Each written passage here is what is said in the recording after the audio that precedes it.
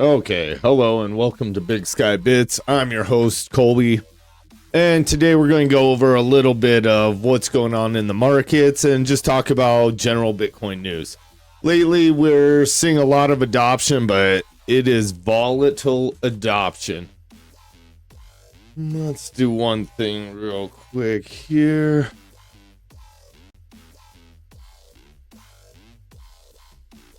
Maybe that helps. That over there. All right.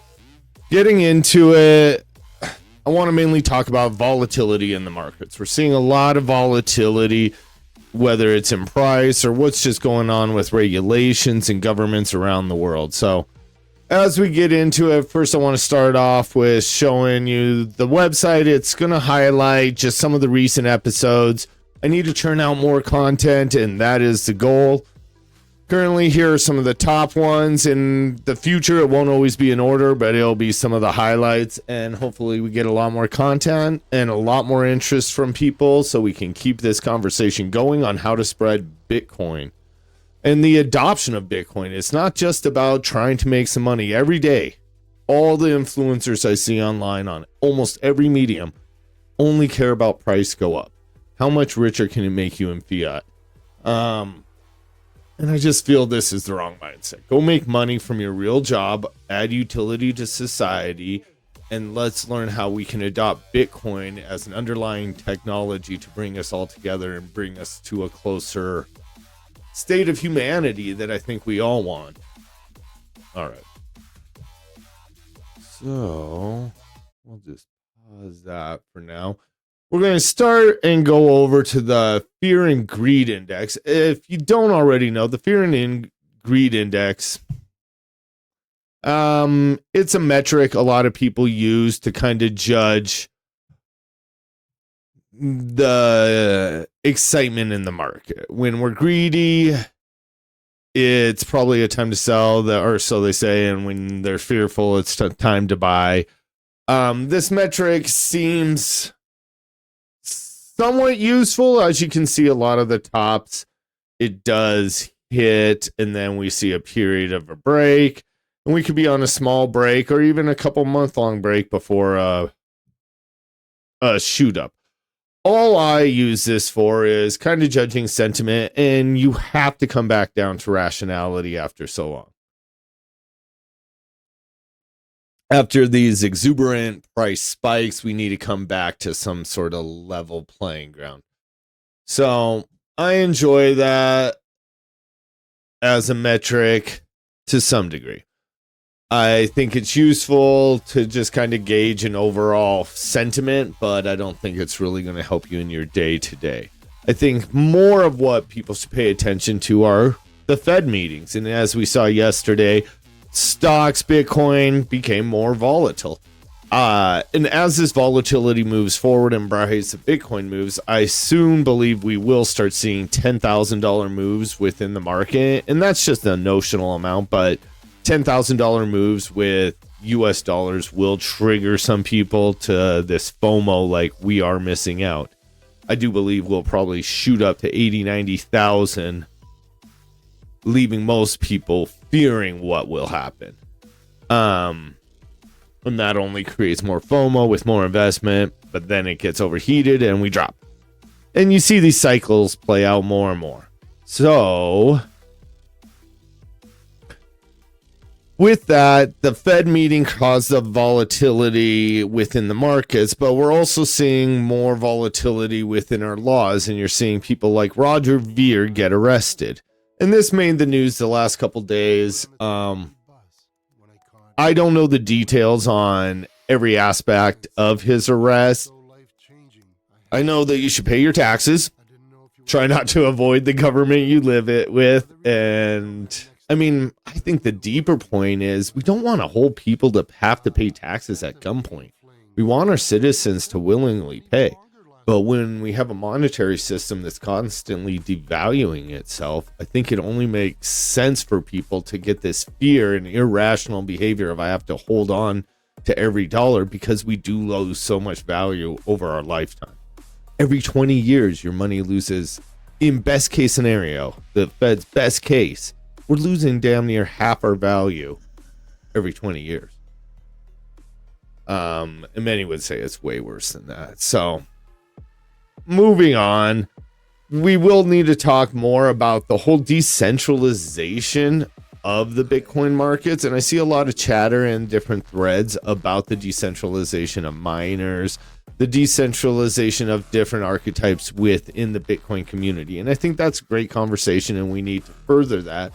But we should also look at the grander picture and see how decentralization can even help us as a nation state and different countries and infrastructure in general for humanity become more robust and secure.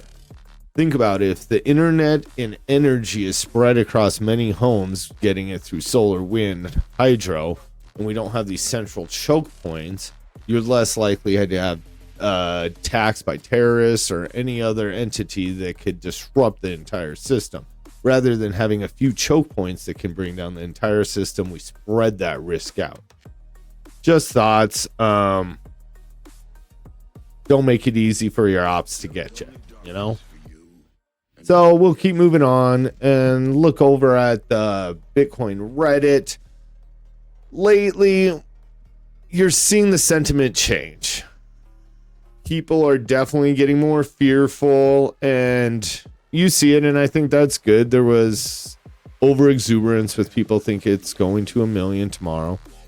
And I think, unfortunately, for those events, when it does shoot up like that, it's going to be some catastrophic events. If you really believe what Bitcoin is here to solve, unfortunately, what will drive people to use it might not be the best things for their lives, short term or society. It might mean that there's increasing volatility. So we're going to quickly go over to the price.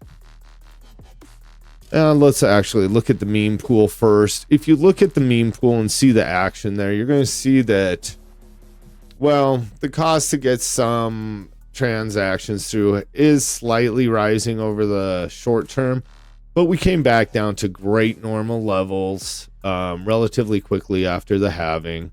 We showed that the network is robust. I mean, it does have problems. And I would never deny that. But with those problems come opportunities for us to make the network better, to see what will work, and to get opinions and confirmation from society. It also pushes people towards second layer solutions. And we're going to slowly look into more of these second layer solutions over time. We'll research some of the different layers like Liquid, Lightning Network. Right now, there's tons of different layers being worked upon, and I think that's great. From some that are highly centralized, and there will be complete transparency on who you're dealing with, to other ones that'll have anonymity, and other ones that'll be completely private. I think these different layers are good for the network and will provide different use cases for different people, whether they're trying to escape a dictatorship or whether they're just trying to build up a credit score and show their trustworthiness with other vendors. I think we'll see a use case for many layers built upon the Bitcoin network. So looking at transactions, I'm happy where things are going. We're getting back down to normal levels. I know for many people, for small things, this is still quite expensive. And that will only push people to go to other things, move to other methods for small transactions. All right, going over to price. Bitcoin shot down like we said yesterday. Let's just go to the 7-day. You can see we're right about 64 and we shot down to 57, 56. Some I saw it as 55 on different networks. Slowly climbing back up. And I would argue this is part of the normal market cycle. Other people have their own theories as to why this happened. But let's just zoom out. As the saying goes in the Bitcoin circles, when in doubt, zoom out. And I don't even need to go much further than a year out to notice some I don't know. I'm not a chartist. I don't look at these things, but it looks to me like if you even look just a few months back in December to February, we saw a massive gain with a halfway correction. And now we're here doing the same thing. If we correct from basically where we're at now. So that's a possibility, but for even more confirmation, I just zoom out and it feels like we're in any of these early stages where they reach their old all-time highs before shooting off to the moon. Like this can just be a blip similar to this before shooting off. So I'm not worried about the market, and like I've always said, it's not really about the price action, especially in fiat dollars, that gets me interested. It's the conviction in what can this do for us as a society? What can this do for us as humans? But people like to gamble, and that gets people involved. That gets people to watch the show. That gets people to get interested. Humans want quick returns. We're short-sighted, and that's fine. There's a place for all of us in this society, and it creates that balance that we're looking for. So let's go over to Morales Money just for shits and giggles, because I like Ivan. I think he's changed and kind of a shit coiner, but that's fine. Everyone's at different places along their journey, and some of these are fun to gamble on. I wouldn't stick anything worthwhile, anything that you're more than willing to go to the casino that night with, but to each their own. And as you see, like, you can look at some of these, like, let's go to Pepe. It's been soaring, or so it seems. And when you look at the short term, nice little to return recently. The 1 month, pretty even. The 3 month looks interesting. And then we'll zoom out. I mean, these meme coins are interesting, but you got to look at the supply, and it might be fun to gamble on. But in reality, what is the utility? How is this going to help society? I mean, the best I can think is it brings some adoption. It brings young people in who want to gamble into the space, and then they do more research. Unfortunately, most of them get to become a Bitcoin proponent after they've been severely hurt by the system. So, but to each their own, and it's all a learning experience. Now, with that, I also wanted to talk about how we as a society can participate more in the Bitcoin ecosystem. And I want to push people to go over to GitHub, look at the different proposals, and try to understand what they're trying to get to. People will make comments on some of the Bitcoin forums, and you can do more research. And I'd love to get a conversation going on different bits that are being proposed. So with that,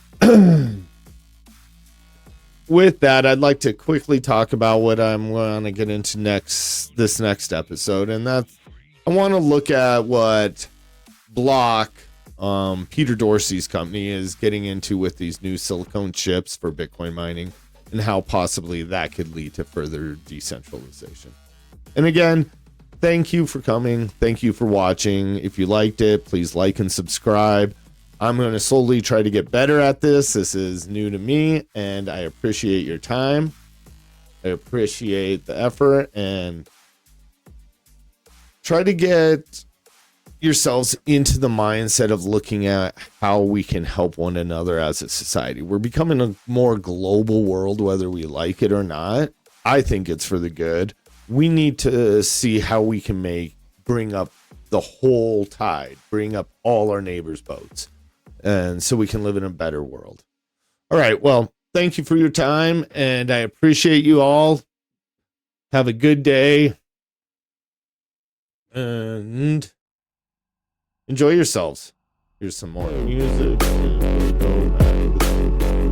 All right. Thank you. Bye.